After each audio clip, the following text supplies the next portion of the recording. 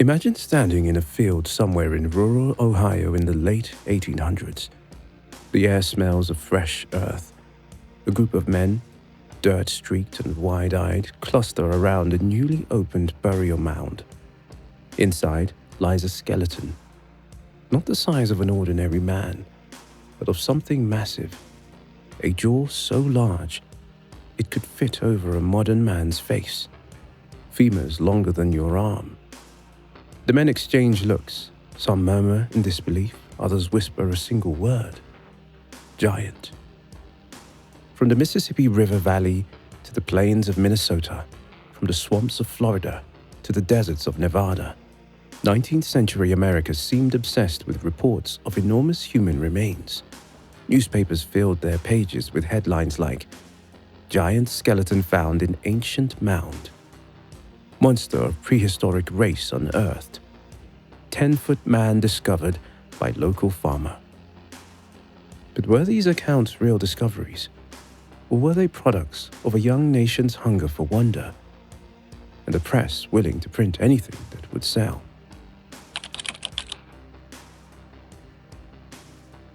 The late 1800s was the golden age of sensational journalism.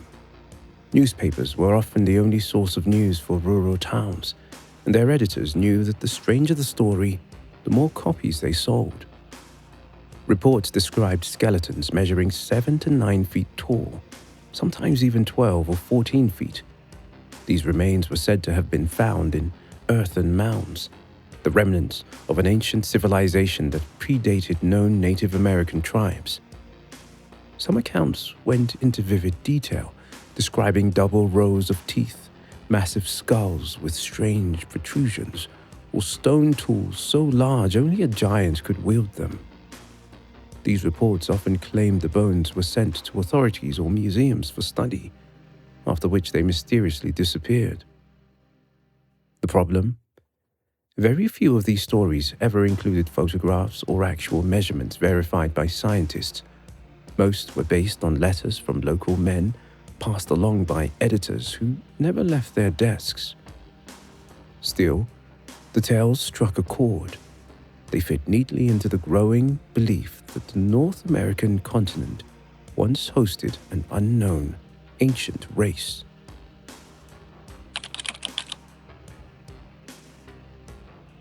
While many giant discoveries were ambiguous, one case became legendary: the Cardiff giant. In 1869, workers digging a well on a farm in Cardiff, New York, uncovered a massive 10-foot figure buried in the earth. It looked human, petrified, ancient. Word spread instantly. Thousands came to see the Goliath of the New World, paying admission fees to gawk. But the truth was stranger and funnier. George Hull, an atheist cigar maker, had commissioned the carving after arguing with a preacher about the literal truth of Genesis 6, verse 4. There were giants in the earth in those days. Hull wanted to prove how gullible people could be when it came to religious belief. He had a massive gypsum block quarried, hired a stonecutter to shape it into a giant man, and buried it on his cousin's farm for a year before finding it. Even after scientists declared it a hoax, crowds still lined up, unwilling to give up their belief. The Cardiff giant became a carnival attraction and later an enduring symbol of how badly people wanted giants to be real. The Smithsonian Institution became central to one of the most enduring conspiracy theories about giants. According to legend, the Smithsonian systematically destroyed giant skeletons to erase evidence of a lost race that didn't fit into mainstream history. Where did this idea come from?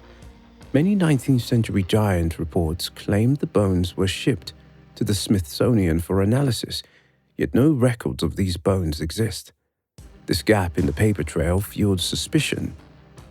In 2014, a satirical article from a fake news site claimed the Smithsonian admitted to destroying thousands of giant skeletons in the early 1900s. The piece was pure fiction, but it went viral, cementing the theory in the public imagination.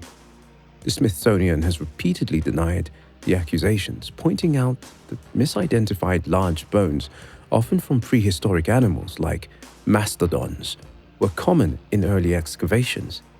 Still, for believers, the lack of transparency in the institution's early days remains suspicious.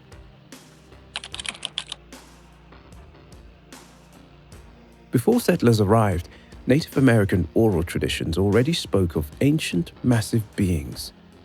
The Lenape told of the Alagui, a race of fierce giant warriors who built enormous earthworks and controlled vast territories until driven away by the Lenape and their allies. The Choctaw spoke of the Nahulo, white-skinned giants who once lived in the southern plains. The Paiute told of the Sitaka, a red-haired cannibalistic giant tribe in Nevada, supposedly wiped out in a battle at Lovelock Cave. These stories share common threads: giants as powerful builders, dangerous foes, or strange outsiders. Modern archaeologists tend to view these tales as symbolic myth, perhaps representing rival tribes, exaggerated enemies, or metaphorical giants of influence. But some giant hunters insist they are memory echoes of real encounters with an extinct race.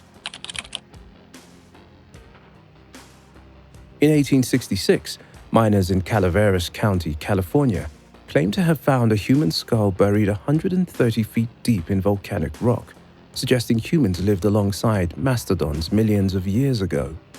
The skull caused a sensation.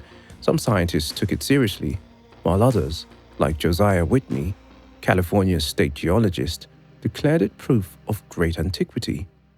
But skeptics soon discovered it was likely a modern native skull planted as a joke by miners tired of Whitney's grand theories.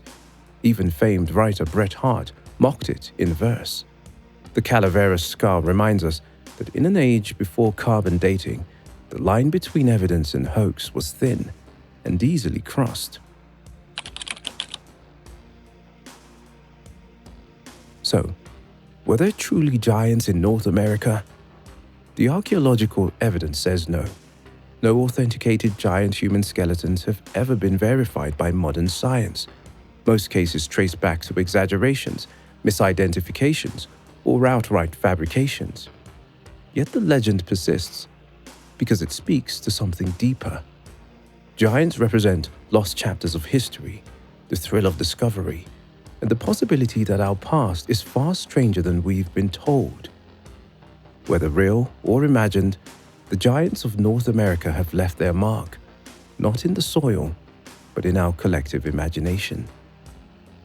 If you found this journey through myth and mystery fascinating, don't forget to like, subscribe, and join me here on Mile High Vibes, because the past is still speaking, if we're willing to listen.